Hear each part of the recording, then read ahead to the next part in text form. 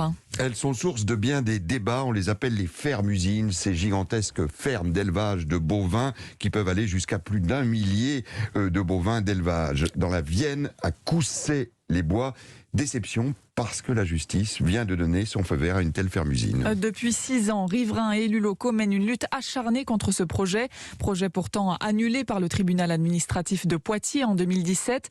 Pour Dominique Brunet, coprésident de l'association de sauvegarde et de la protection de l'environnement de Coussay-les-Bois, la bataille n'est pas terminée.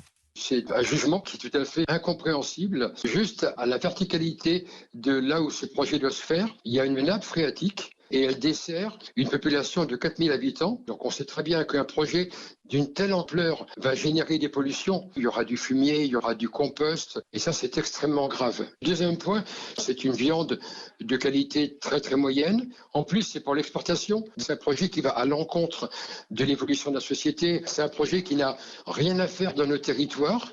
On va certainement aller devant le Conseil d'État et on est capable de bloquer le début des travaux comme on l'a déjà fait sur ce projet-là. Dominique Brunet, coprésident de l'association de sauvegarde et de la protection de l'environnement de Coussay-les-Bois, joint par Caroline Baudry. Alors situation ubuesque parce qu'au même moment, autre ferme qui posait polémique sur le plateau des 1000 vaches, eh bien elle est obligée de fermer aujourd'hui. La ferme Picarde avait ouvert en 2014 après plus de 10 années de polémiques très vives entre agriculteurs et militants écologistes. Elle ferme. La ferme n'était plus rentable. Les responsables ont donc préféré jeter l'éponge.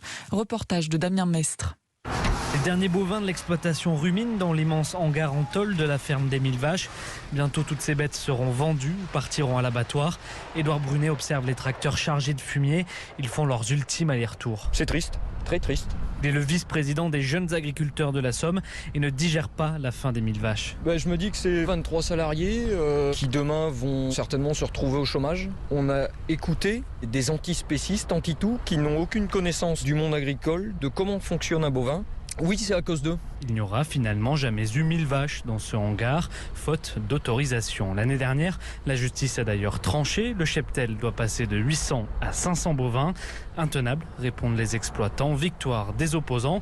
Pour Francis Chastanier, leur porte-parole, c'est la fin d'un symbole. Parce qu'il est bien évident que lorsqu'on importe 600 tonnes de soja OGM d'Amérique du Sud tous les ans, avec le nombre de vaches, la production de gaz à effet de serre, etc., c'est pas ce qu'il faut faire du tout. Aujourd'hui, les responsables de l'exploitation ne veulent plus prendre la parole.